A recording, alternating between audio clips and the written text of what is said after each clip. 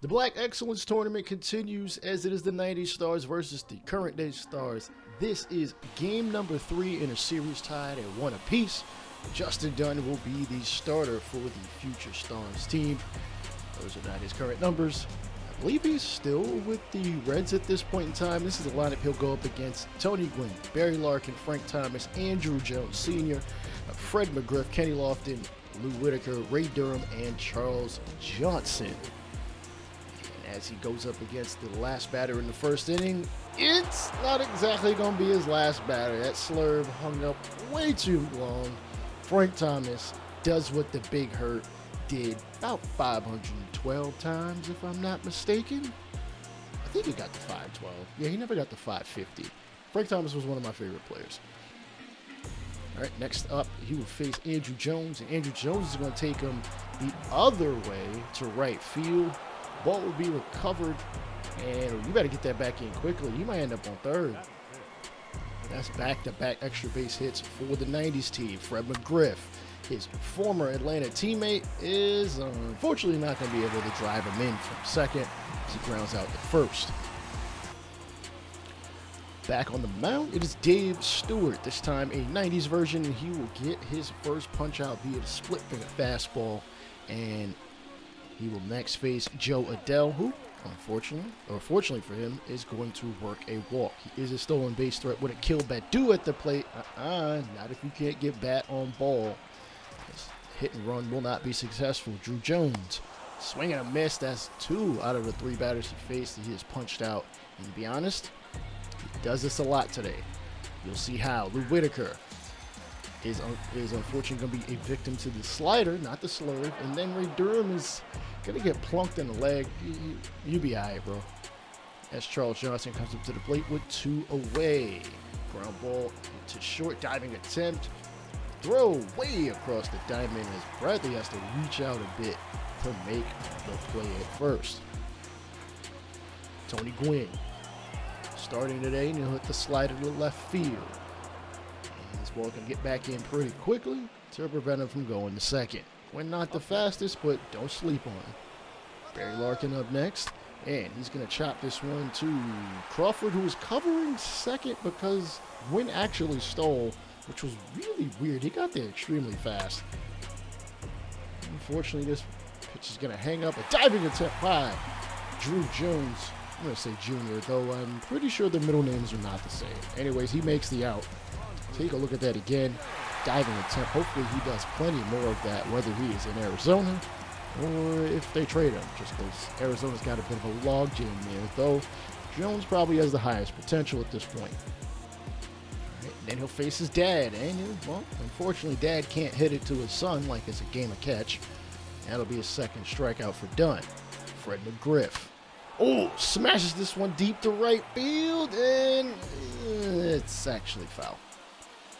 3-2 pitch, and doesn't even bother swinging. Keeps the bat on the shoulder. Dunn gets out of danger. All right, Bo Naylor batting .364 thus far. Swing and miss at the heat. He'll be the 6th strikeout victim thus far. Dave Stewart is coming with it today. Khalil Watson going to suffer about the same fate, though Stewart took a little bit off of it. 7th punch out through 3 innings. This ball's going to get hit to left field, chasing it down. I believe that is Gwynn, and he is going to make the catch in foul territory. That is not Gwynn. Akil Baddoo.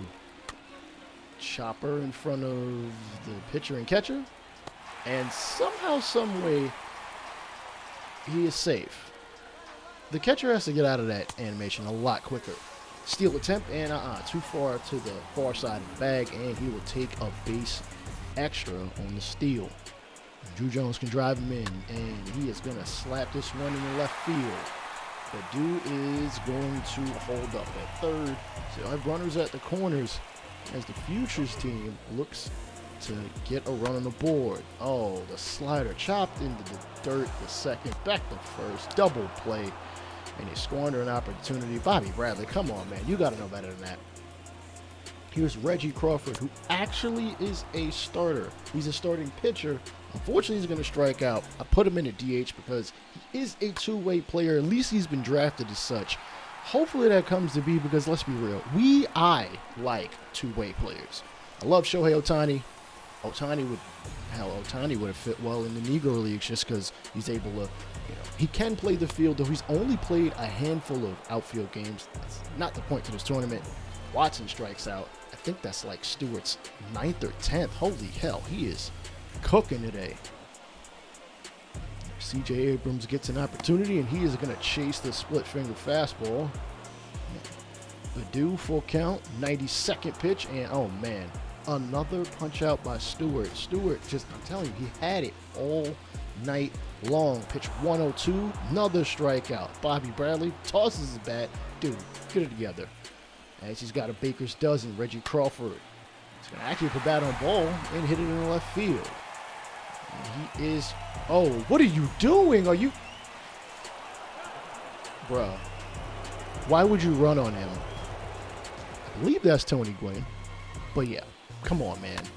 Frank Thomas already hit a long ball earlier, hits this one deep to center, and young Druw is not going to be able to get to that one. That is his second home run in the tournament, as the 90s team is up, what is it, 3-0? That sounds about right. 2-0, pardon me.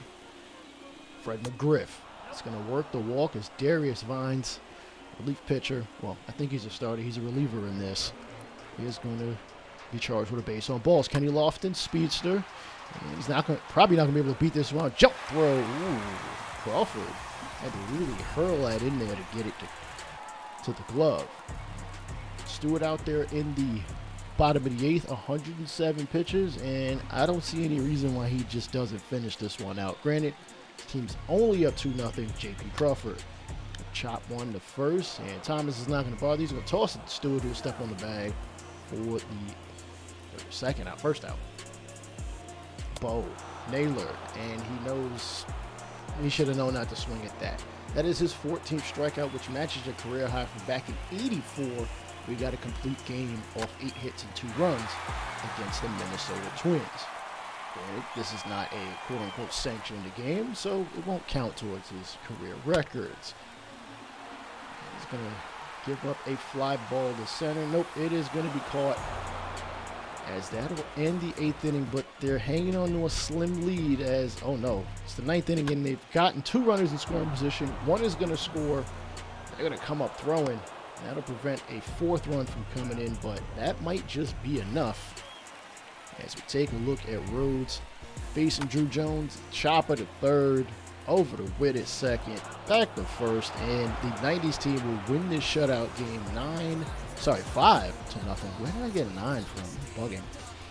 They will lead this series 2-1 as we go into game 4 pretty soon. If you want to check out the rest of the tournament, please click on the playlist above. I will holler at y'all later.